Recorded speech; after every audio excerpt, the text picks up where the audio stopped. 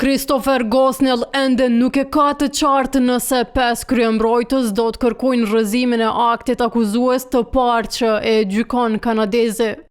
As nuk i kanë shkuar në adresë kërkesat përfundimtare për dëshmitar apo dokumente nga ana e Thaqit, Smakajt, Kilaj, Fazliut e Kuqit.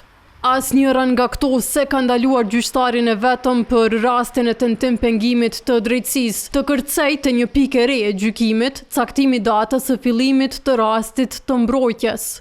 Gjyqtari vetëm e cakton 7 prillin 2026 si datë të fillimit për bllokun e radhës të dëshmive dhe datën e të cilën do të mund të dëgjohen fjalët hyrëse të mbrojtjes. Vendos se bloku i provave për të dëgjuar të gjithë dëshmitarët e mbrojtjes është caktuar nga data 7 deri më 24 prill 2026.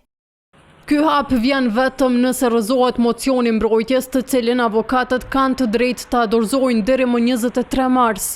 Ka ndryshuar edhe afati prokurorisë për përgjigje 25 mars, ndërkaq vendimin gjyqtari e merr deri më 27 mars, kur e ka caktuar edhe afatin e fundit të mbrojtjes për t'u përgjigjur. Gjithë kjo nguti bëhet kur mbrojtja e Hashim Thaqit ka bërë kërkesë të jashtëzakonshme të përsëritur që prokuroria të shpalos detaje se si dhe kush i kreu dhe përktheu përgjimet në paraburgim. Fakti kryesor mbi të cilin u ngret akt akuza po konsiderohet jo relevante nga prokuroria që refuzon të ndajë çfarëdo detaje për këtë proces.